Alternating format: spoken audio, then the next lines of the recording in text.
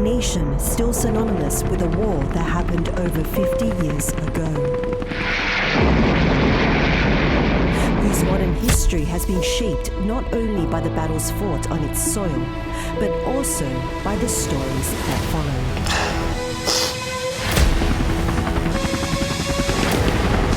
Half a century after the guns fell silent, the conflict continues to rage beneath the surface.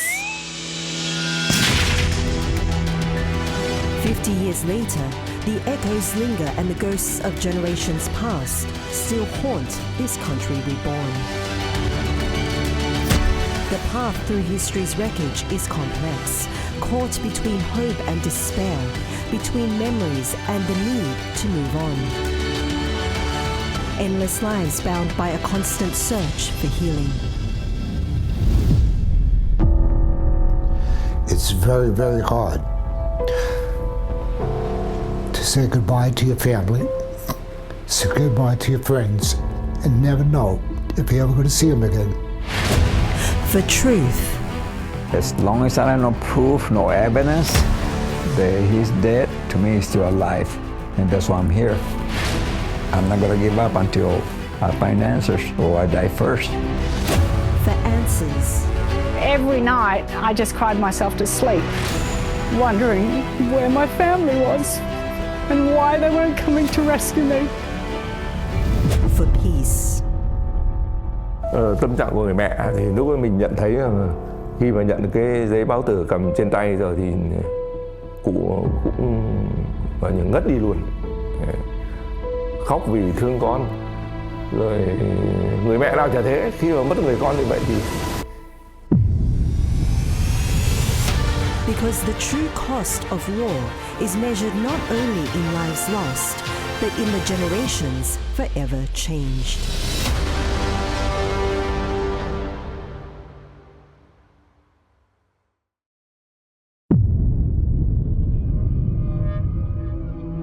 In war, you leave things behind. Boots in the mud, helmets in the dust, pieces of your soul, bodies of friends or enemies left to surrender to the earth. The dead don't speak, but the silence holds their screams. What war didn't destroy, it left behind in fragments, small traces of humanity that endured. Crumpled letters, photographs, a soldier's worn diary, quiet remnants of lives once lived, now bear witness to all that was taken. It's 1967. Deep in the dense Vietnamese jungle, US Marine Peter Matthews finds one such item, a diary lying amid the spent shells and the churned red earth. What he discovered was something delicate, almost impossibly gentle for such a brutal place.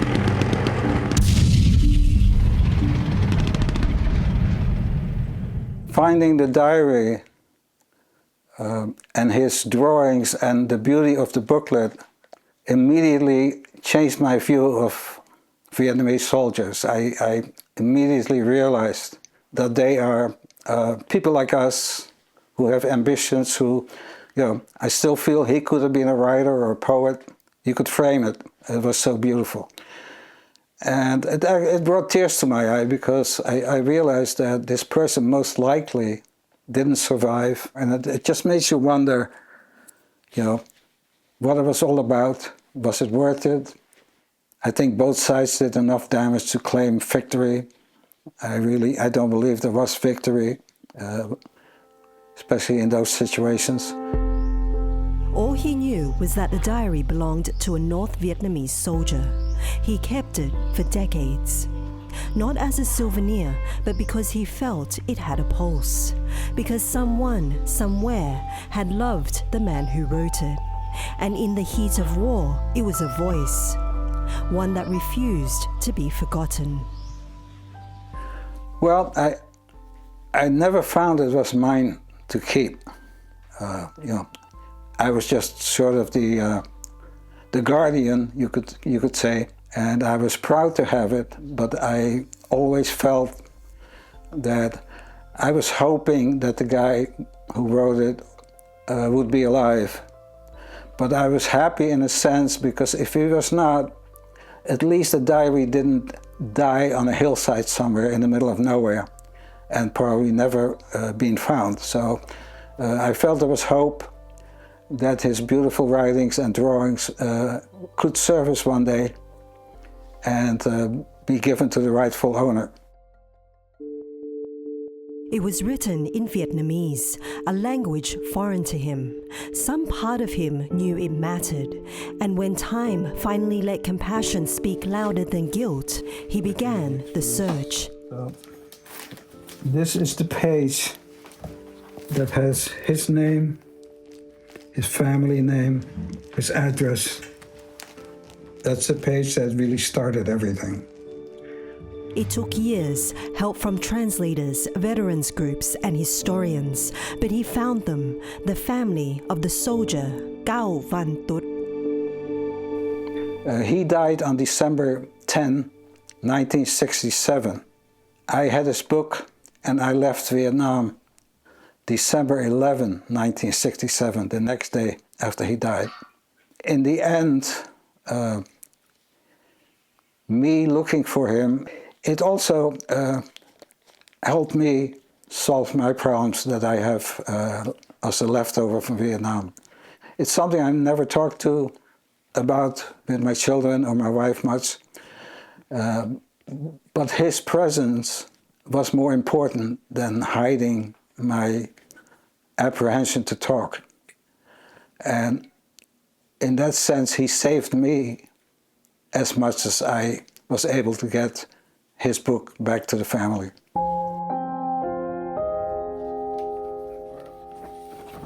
Friends that I had. This is his nephew, who was very emotional about that. And in 2023, that diary finally made its way back home. In a small home in a rural village in northern Vietnam, Cao Van Tut's relatives had been waiting for something they would never have expected. For them, what Peter Matthews did that day was not simply return a diary. He returned a son to a mother, a brother to a sister. He brought closure. Mà tờ giấy này tôi được mở ra ngay giờ luôn. Tôi sẽ đọc luôn. Đêm giao thừa lòng con nhớ mẹ. Trời đã khuya, gió nhẹ nhẹ. Gió nhẹ nhẹ từng cơn. Lòng con luôn những buồn chồn. Rồi thì có nhiều cái bài ông nói về chị gái hồi đang còn nhỏ mà lớn lên rồi thì có như là được nuôi ông để ông được học hành rồi ông được trưởng thành rồi thì ông được đi vào quân ngũ, là trang cuối cùng đó là trang nhắn mẹ thôi đó, tính toàn là bỏ ngỏ là cả, nếu cho con sống thì chắc có lẽ ông viết nhiều và hay hơn nữa.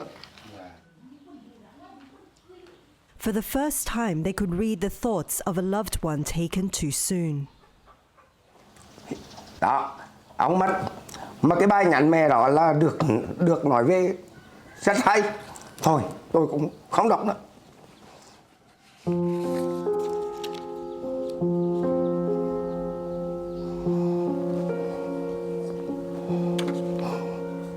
Tức là tôi xin nói lại, không biết sai em đó là anh biết rồi, anh phải sai em. Dù giản đơn một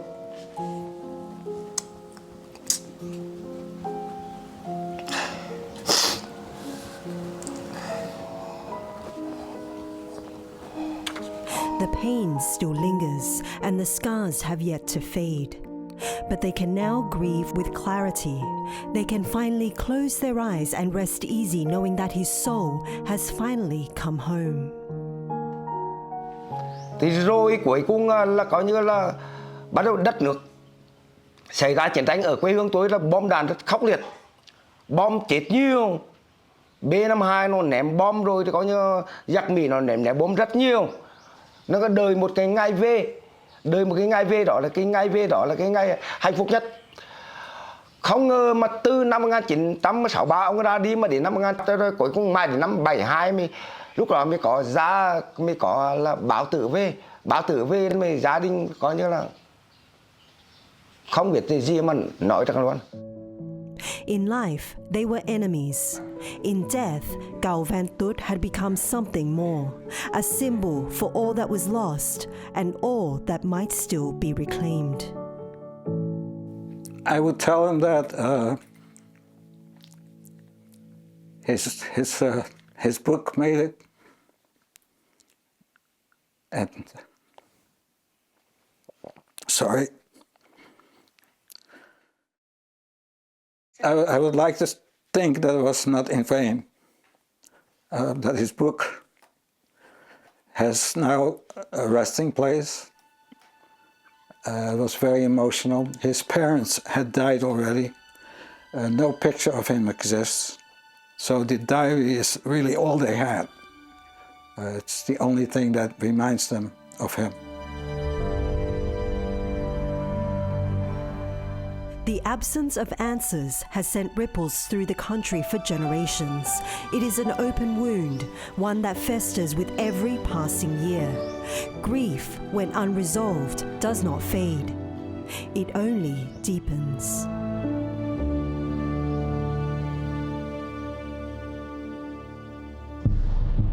The Vietnam War began as a conflict between North Vietnam, led by Ho Chi Minh, and South Vietnam, backed by the United States. With the Cold War raging, the US saw Vietnam as a crucial battleground to stop the spread of communism in Southeast Asia. But to the Vietnamese, this wasn't America's battle. It was their own internal struggle, until the bombs fell. The fighting raged for more than 20 years, becoming one of the longest and most controversial conflicts in US history. Over 58,000 American soldiers were killed, and millions of Vietnamese lives were lost. Vietnamese estimates count 2 million civilian deaths, over 1 million fighters from the north, and 275,000 from the south. More painful still, nearly 300,000 Vietnamese soldiers simply disappeared, swallowed by jungle, by bombs, by time. In cemeteries across Vietnam, long rows of white gravestones stand under the open sky, ordered, solemn, and yet unbearably incomplete. They hold the remains of combatants who died, but many of these stones bear no names, just a few haunting words etched into the marble. Mùa liệt sĩ chưa xác định, unidentified martyr's grave. This is one of the largest military cemeteries in Vietnam, the final resting place of more than 10,000 young Vietnamese men and women who died defending their country. But next to the marked tombstones are these graves of unknown soldiers, a symbol of wartime pain that remains today. In Vietnam, where the living speak daily with the dead, to lose someone to war is to suffer twice, once in flesh, again in spirit. Ancestor worship isn't just custom, it's sacred. Without a burial, without a final resting place, the soul becomes a wanderer, homeless, hungry, trapped between two worlds. We meet Vietnamese journalist Hoang Eng Xuong. He's written several books on the search for the missing. These are not just books about war. They are about what happens after war, when the guns fall silent, but the grief does not. The bones of the people died very important with the Vietnamese people, because Vietnamese people believe that the death is not the end. So when many women spend a lot of time to find the bone, but they cannot do that, they are so much so sad, very sad and so much painful, and they thought that they are much mistake is the spirit of the people died. That's why sometimes some people cannot close right when they died. Their absence is not just a personal void, it's become a nation's grief suspended in time. And for Phan Văn Mẫn, finding his brother became an obsession. Whenever he saved enough money for a train ticket, he traveled across the country more than 50 times, more than he can count. Went through cemeteries, investigated every grave that bore the same name as his brothers. Tâm trạng của người mẹ thì lúc ấy mình nhận thấy rằng khi mà nhận được cái giấy báo tử cầm trên tay rồi thì cụ cũng gọi như ngất đi luôn, khóc vì thương con. Rồi người mẹ nào chả thế, khi mà mất người con như vậy thì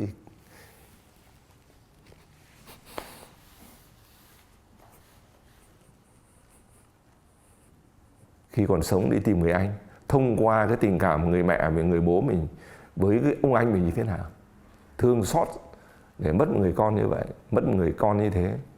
Bởi vì rất nhiều lần mà mình đã báo mẹ là chuyến này là có hài cốt của anh đưa về rồi chuyến khác lại chuẩn bị đưa về rồi, mà lần nào cũng là trượt đấy. But one fateful day in 2002, after decades of searching, his silent pleas found an answer. Bác mới nhớ ra là hồi xưa nó là như thế, tập kích như thế nào vào lúc mấy giờ đêm, và cái trận đó hy sinh bao nhiêu người. Chính những người đó về sau này là những người ấy là giúp cho mình, là tạo cơ hội cho mình để mình tiếp tục đi tìm kiếm anh của mình ở trong cái vùng ấy như vậy. Sau kết nối được rồi thì đến năm 2002 thì mình mới tìm được anh mình trong một cái hoàn cảnh hết sức là khó khăn. Và người ta nói rằng là anh của mình là nằm dưới một cái lòng hồ rất là rộng, và trong đó một cái hồ nó. It was a site of a mass grave. Among the remains of more than 400 deceased were those of his brother. And for the first time in more than 30 years, the incense was lit not in mourning, but in welcome. Mình ôm cái hài cốt vào trong lòng.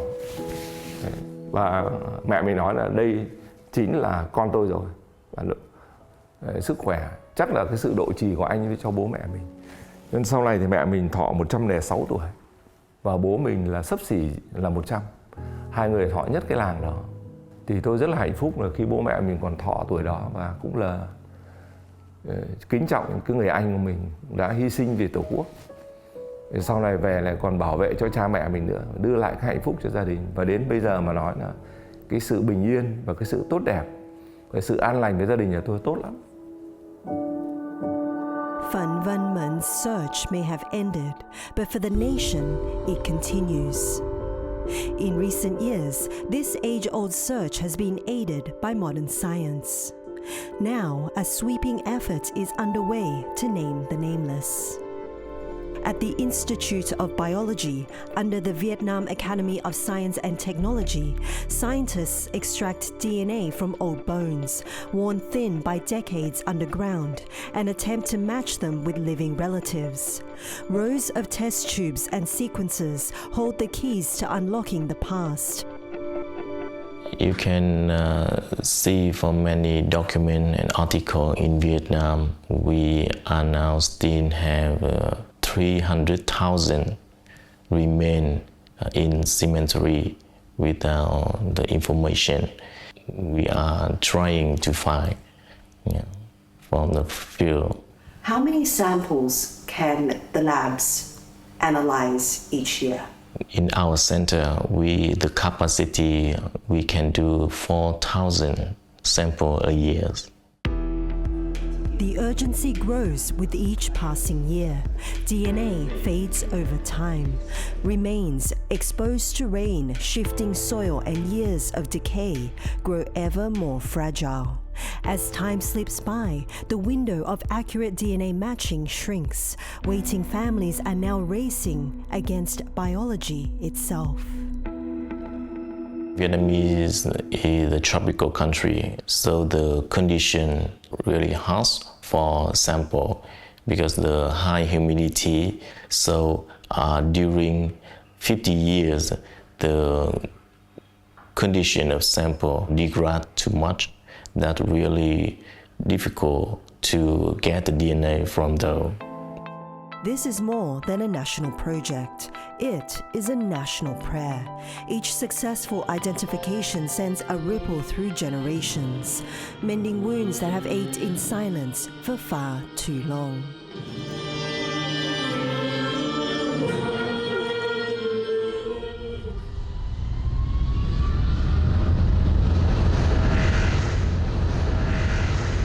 April 1975.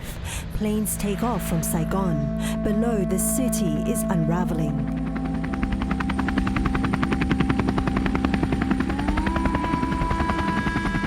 Inside their cargo holds thousands of babies. Many have no passport, no name tag, no way of knowing that the moment those wheels lift from the tarmac, their lives, their world will split in two. Mi Hong was 5 years old when she flew out in what is known as Operation Baby Lift.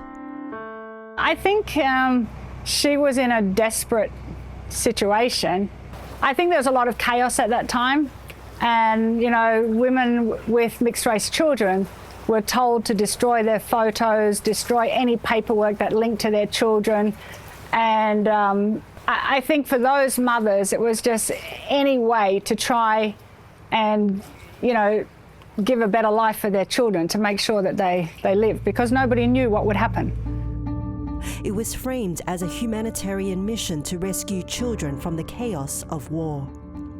But beneath the noble rhetoric lay a tragic and enduring truth. Many of these children were not orphans at all.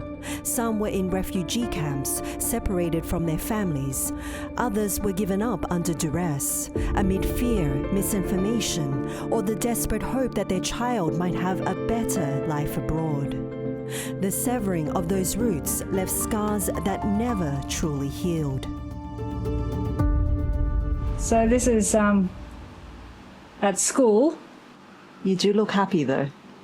Well, I think most of my life I learned to put a smile on my face, even though inwardly I may not have been happy. Mi Hong was placed with an Australian family, given a new name, and raised in a world far removed from the one she was born into. Oh, this is taken in. Every night I just cried myself to sleep, wondering where my family was and why they weren't coming to rescue me. And that went on for years, but I kept it hidden in my heart, and I never told anybody. Because she couldn't, and for years she lived in silence. I asked my adoptive parents where my mother was, and my adoptive father slammed his hand on the table and told me that she died and never speak about Vietnam. So from that day, I never ever spoke about it. After the death of her adoptive mother, Mi Hong discovered letters and an address. This find ignited a long quest. In 2004, she traveled to Vietnam and was reunited with a woman named Can. Embracing her new family, Mi Hong moved to Vietnam. She built a home and integrated into the community. But things would eventually unravel. Mi Hong had been cruelly tricked into thinking that the woman she thought was her mother was not her relative at all. I just felt totally crushed. And not only now am I dealing with knowing that this isn't my family, I have to deal with another woman that says that she's my mother. I didn't know what to do, and then my answer came in another phone call. In 2018, a documentary aired that chronicled Mi Hong's reunion. A woman named Ho Thi Ik, watching the program, recognized details that matched her own story. Ik had never given up hope of finding her daughter, who had been taken from her during the war. And so, Mi Hong's search ended, but a new journey was just beginning. It was the first time I stared into her eyes. We were very close, looking at each other in the eyes. And she stroked my face like this. And she said to me, given all you've been through, if you can't accept me, I will understand. I'm just happy to see you one time before I die. And with those words, instantly, I knew she was my mother. It was a revelation that was both heartbreaking and healing. It was a harsh reckoning, realizing that the reunion she had once embraced was not the answer she thought it was. Yet, it had also led her to her true mother, fulfilling a lifelong yearning for connection. A life that has now come full circle. Mihong considers herself one of the lucky ones, but for the thousands of mothers who still mourn, for the children who still search, Operation Baby Lift is not a closed chapter. It is an unfinished story.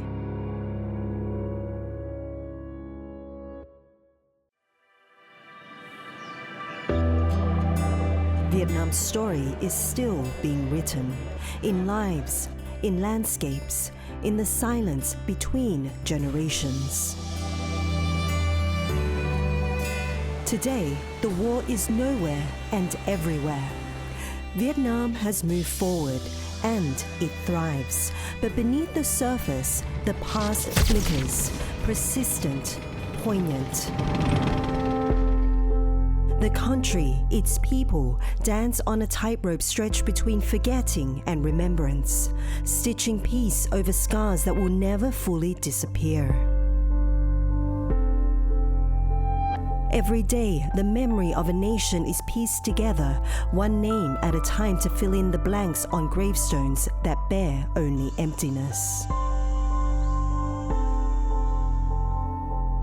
In distant rural villages, in small homes, inside small boxes, you can still hear a soul of a soldier, a son, a brother. You can hear the resurrection of all that was lost. On quiet streets, old women pass, their faces lined with time, their eyes holding what words cannot. In their silence lives a strength and a pain the world often overlooks. For the younger generation, time moves forward. They laugh, they dance, living lives innocently. Yet 50 years on, this war still speaks. Still waiting to be heard, waiting to be understood, hoping that their history will be remembered and their grief never to be relived.